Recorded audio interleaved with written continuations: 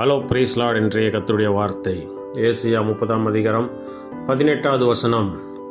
உங்களுக்கு இறங்கும்படி கர்த்தர் காத்திருப்பார், உங்கள் மேல் மனதுருகும்படி எழுந்திருப்பார். பிரியமானவர்களே, நீங்கள் துன்பத்தை அனுபவித்து கொண்டிருக்கலாம். நீங்கள் நினைக்கிற காரியங்கள் நடைபெறாமல் நினைப்பது ஒன்று நடக்கிறது ஒன்றாக இருக்கலாம். ஆண்டவர் சொல்லுகிறார், இனி நீ அழுது கொண்டிராய், உன் கூப்பிடுதலின் சத்தத்திற்கு அவர் உருக்கமாய் இறங்கி அதை கேட்டவுடனே உனக்கு மறு உத்தரவு அருளுவார் என்று ஆண்டவர் வாக்குத்தத்தம் பண்ணுகிறார். ஆகவே நமக்கு இறங்கும்படி கர்த்தர் காத்திருக்கிறார். இதற்காக ஆண்டவர் காத்திருக்கிறார். நாம் கூப்பிடுகிறதற்காக ஆண்டவர் காத்திருக்கிறார். ஆகவே நாம் கூப்பிட்ட உடனே ஆண்டவர் நம்முடைய சத்தத்திற்கு உருக்கமாய் இறங்கி அதை கேட்டவுடனே நமக்கு மறு உத்தரவு அருளுவேன் என்று ஆண்டவர் சொல்லுகிறார்.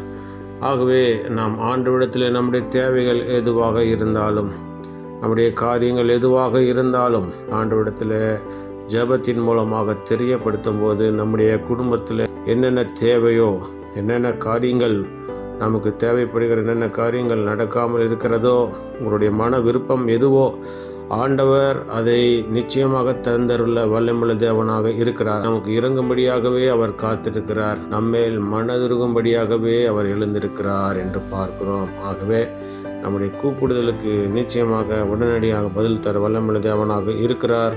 விசுவாசிப்போம்.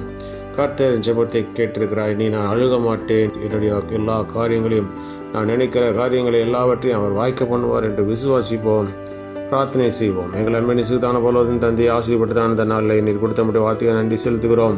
எங்கள் வீட்டிலே சமாதானம் இல்லாமல், சந்தோஷம் இல்லாமல், ஆறுதல் அற்று இருக்கிறதான குடும்பத்தில் நீர் பார்த்து சொல்லுகிறீர், நீ அழுது கொண்டிராய், கூப்பிடுதலின் சத்தத்திற்கு அவர் உருக்கமாய் இறங்கி அதை கேட்டவுடனே உனக்கு மறு உத்தரவு அருளுவார் என்ற வார்த்தையின்படி ஆண்டவர் எங்களுக்கு இறங்கும்படியாகவே நீர் காத்திருக்கிறீர் என்றும், எங்கள் மேல் மனதுருகும்படியாகவே நீர் எழுந்திருக்கிறீர் என்றும் பார்த்தோம். இந்த நாளில் ஒவ்வொரு பிள்ளையோட வாழ்க்கையில் இருக்கிற எல்லா